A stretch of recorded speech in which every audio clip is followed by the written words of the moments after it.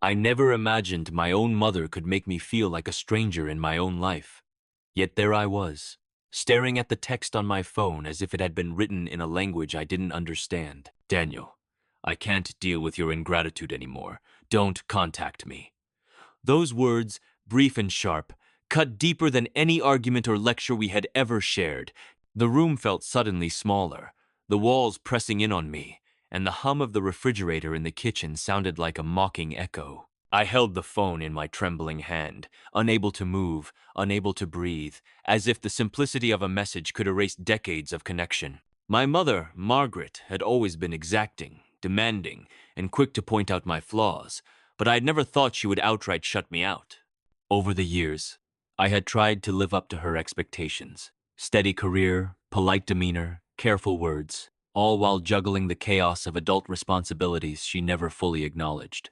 And yet, no matter the effort, the smallest slip of forgotten call, a poorly timed comment, an offhand joke was enough to ignite her disappointment.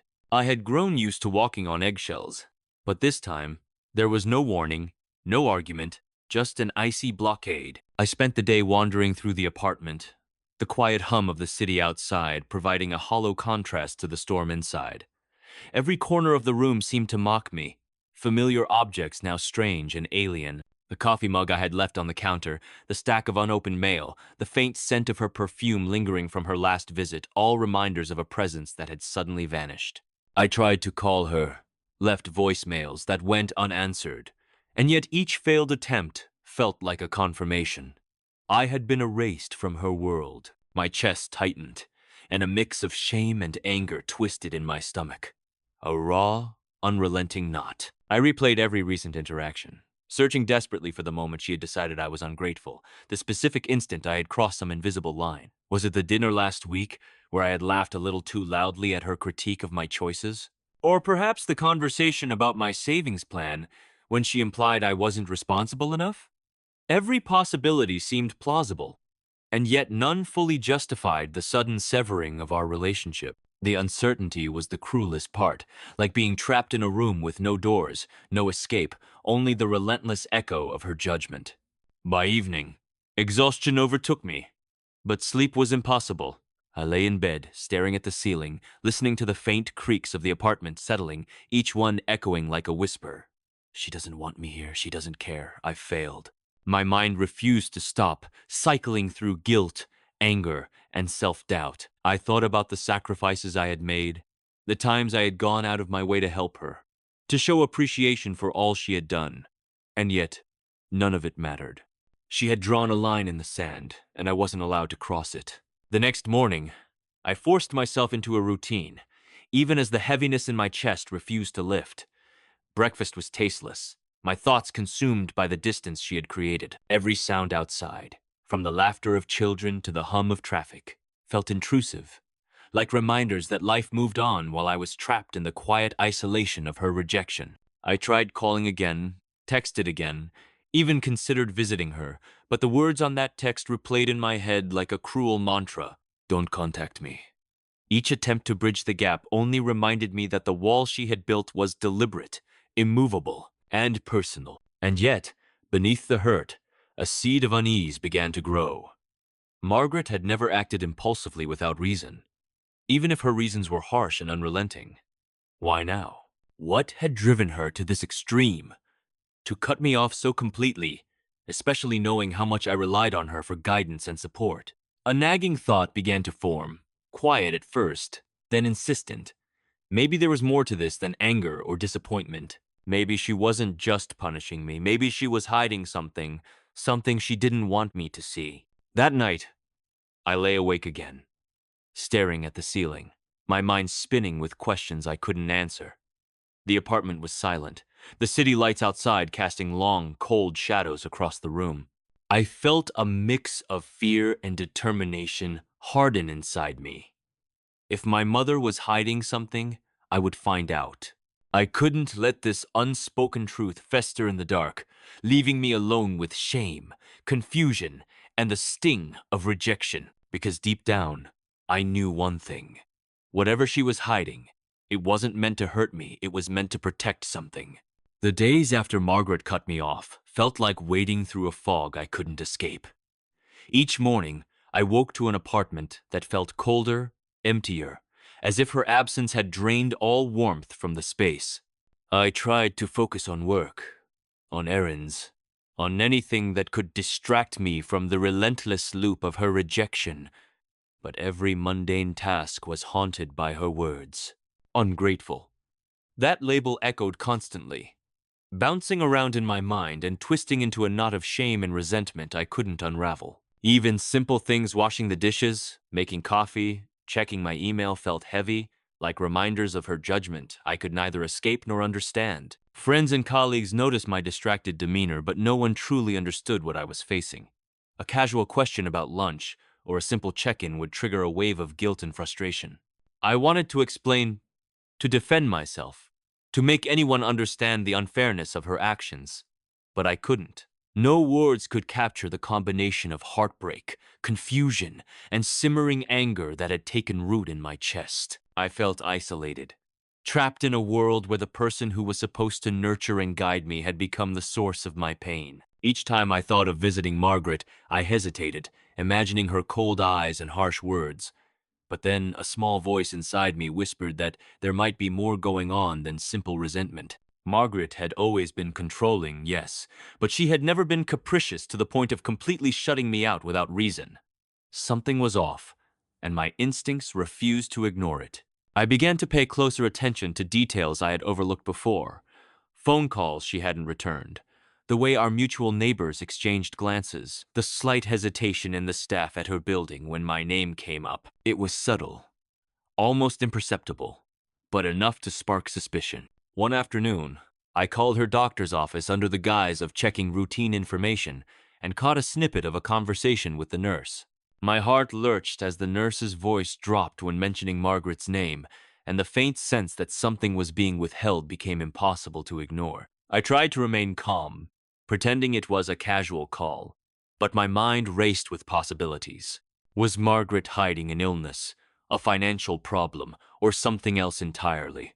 And if she was, why exclude me, her own child, from the truth? The uncertainty twisted my stomach into knots, each unanswered question amplifying the pain of her rejection. At home, I began to notice more small, unsettling signs. A letter slipped under the door from the building management, a package left at her apartment that I wasn't meant to see, and the quiet, nervous manner of the staff whenever I called or visited.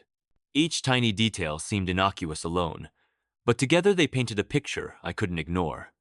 Margaret was hiding something, and her cutting me off wasn't just about me being ungrateful. It was a deliberate attempt to keep me at a distance from whatever she was trying to protect or conceal. The thought made my chest tighten with both dread and determination.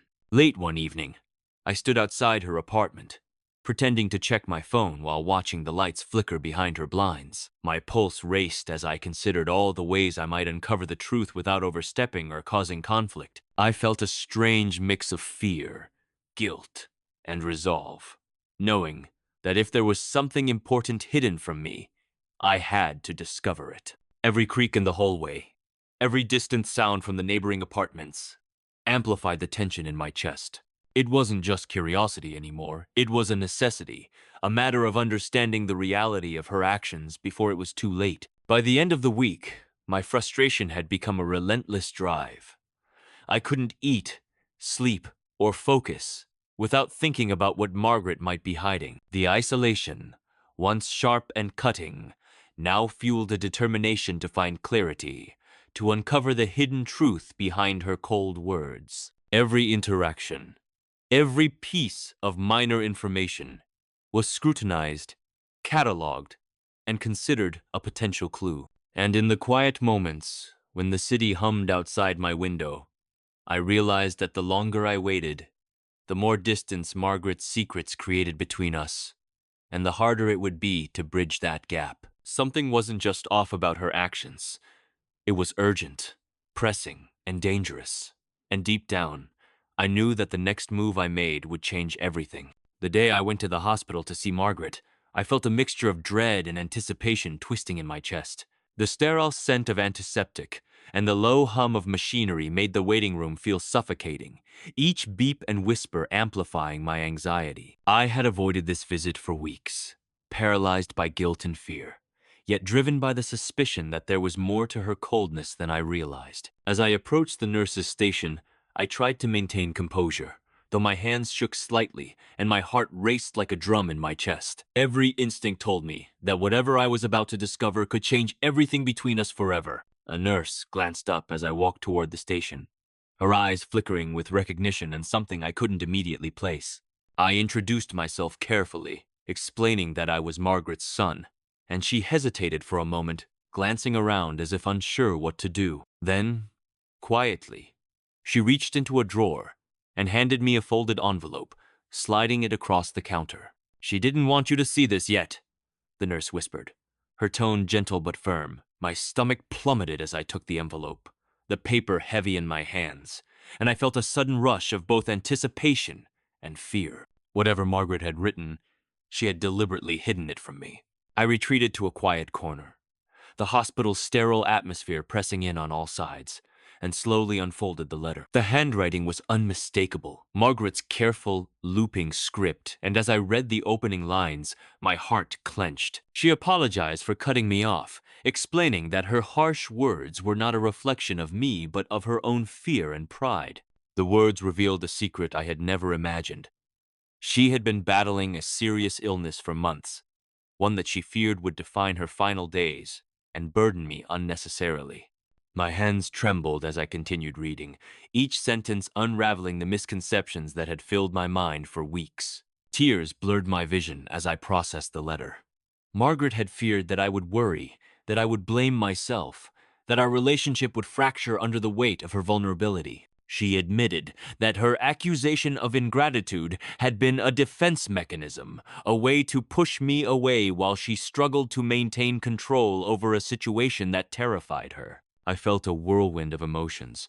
Relief that the coldness hadn't been personal, anger at the months of isolation and confusion, and an overwhelming ache for the mother I had thought I had lost. The complexity of her motives left me reeling, unsure whether to be furious or compassionate or both. I sank into a nearby chair, clutching the letter as if it were a lifeline. I thought about all the nights I had replayed her words, wondering where I had gone wrong, torturing myself with imagined failures and shortcomings. Every pang of guilt, every sleepless night spent questioning my worth, now collided with the reality that her silence had been about protecting me, or at least shielding me from pain, rather than punishing me out of malice.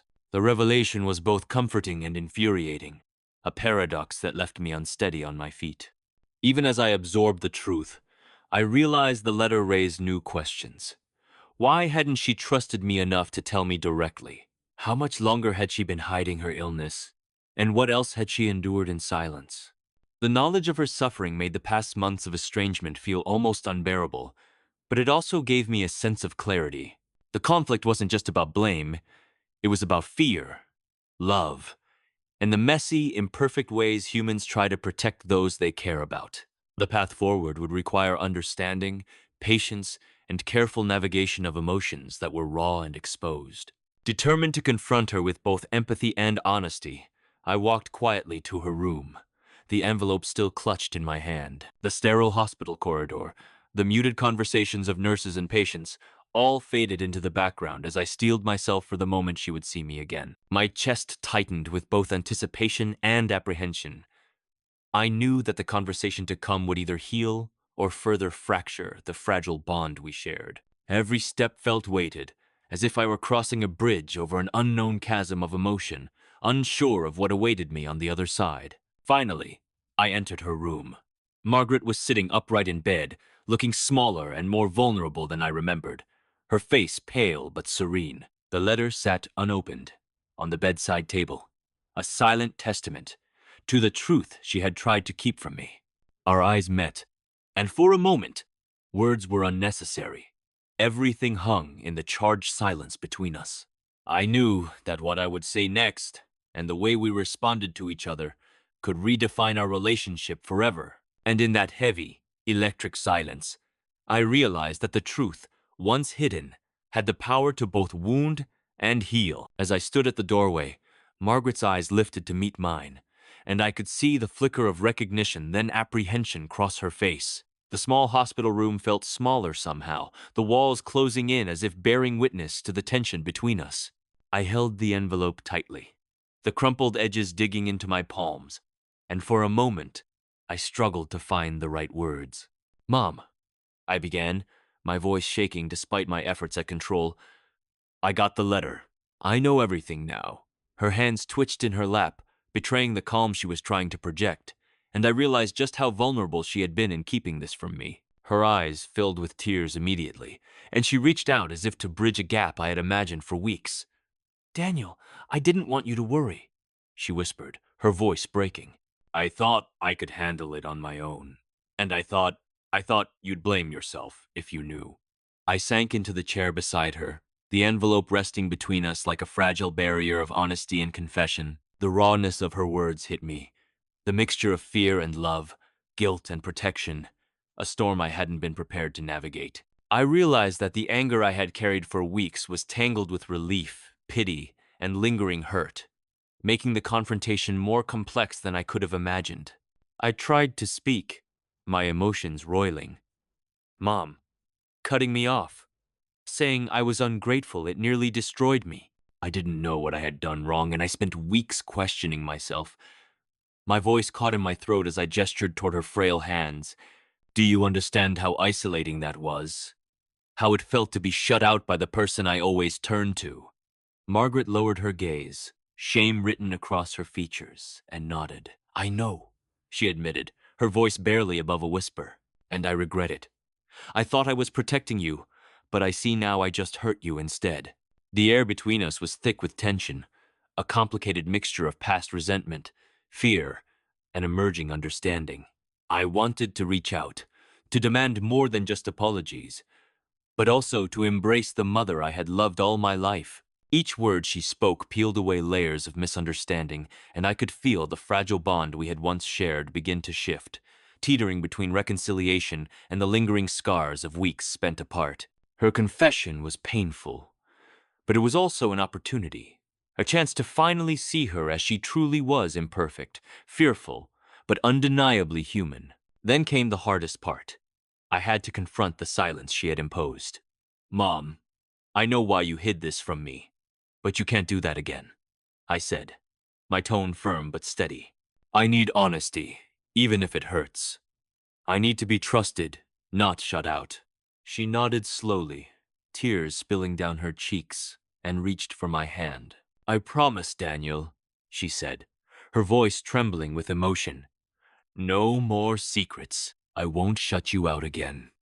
The weight of her promise hung in the room, fragile yet powerful, and I felt a cautious relief settle in my chest. As the conversation continued, Margaret revealed more about her struggle, the late nights she had spent hiding symptoms, the fear of judgment, and the loneliness she had endured while trying to protect me. Each revelation added layers to my understanding of her actions, reframing the anger I had carried into a complex tapestry of empathy and sorrow. I realized that while her methods had been flawed, her intentions had been rooted in love, fear, and pride, a combination that often led to disastrous consequences. It was a painful truth, but it made the weeks of separation suddenly make sense. By the end of the evening, the tension in the room had shifted from confrontation to fragile reconciliation. Margaret and I sat side by side, her hand in mine, and for the first time in weeks, I felt like the distance between us had begun to close. The hospital's sterile environment, once intimidating and isolating,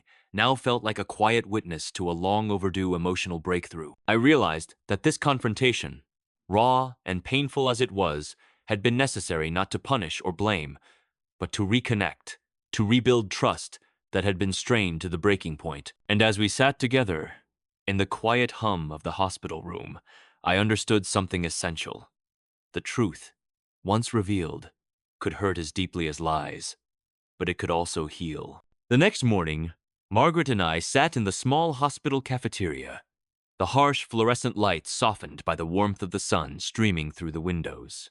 The letter still rested on the table between us, a tangible reminder of the truth she had tried to hide. I traced the edges with my finger, remembering the weight it carried in my hands yesterday, the emotions it had unleashed.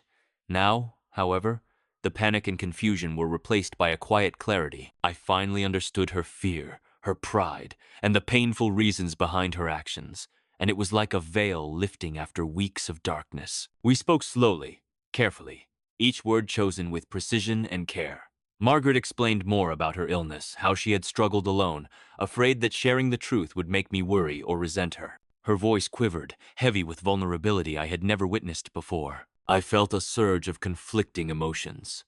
Relief that her silence had not been about me, anger that she had shut me out, and deep, aching empathy for the weight she had carried in solitude. The complexity of her feelings mirrored my own, a chaotic mix of love, betrayal, and understanding that left both of us raw and unsteady. I realized that this was the moment to reclaim our connection, to rebuild trust carefully and deliberately. I reached across the table and took her hand, the lines and wrinkles mapping decades of struggle and sacrifice. "Mom," I said softly, "I understand now why you did what you did, but I need honesty moving forward, no matter how difficult it is. We can't go back to secrets and silence." She nodded, tears spilling freely, and squeezed my hand as if to anchor herself to the moment. That simple gesture, heavy with unspoken apology and acceptance, felt like the first brick laid in rebuilding what had almost been lost. Over the following days, Margaret allowed me into her world in ways she had resisted before. I visited her at home, helped her with appointments, and sat by her side while she shared stories and memories she had long kept to herself. The coldness that had defined our recent interactions melted slowly, replaced by a fragile but growing intimacy. I found myself laughing again at her dry humor, feeling the warmth of her presence, and noticing the small gestures of care I had taken for granted. Each moment was a reminder that truth and transparency, painful as they could be, were the foundation for genuine connection. There were still moments of tension, shadows of the past weeks creeping in as reminders of the pain caused by silence. But we faced them together, acknowledging the hurt, discussing fears, and making clear agreements about how to handle challenges honestly. Margaret apologized repeatedly, not just for the letter, but for the months of distance and misunderstanding that had grown from her fear. And I, in turn, forgave her, not because her actions were excusable, but because I understood them in context, and because holding on to resentment would only prolong the pain for both of us. As the weeks passed, our bond began to feel stronger, tempered by the trials we had endured. I noticed the subtle gestures of care that had been buried beneath the tension. A hand on my shoulder, a gentle smile, the way she paused to listen to me fully, without judgment. These small acts, previously overlooked, became the markers of a relationship transformed. Not perfect, but real, honest, and resilient. I felt empowered, no longer a passive participant in her secrets, but an active partner in navigating our lives together. The letter, once a symbol of betrayal, had become a catalyst for growth, understanding, and reconciliation. One quiet evening, as we sat together on her couch, I reflected on the whirlwind of emotions these past weeks had brought. Confusion, heartbreak, anger, guilt, empathy, and finally, relief.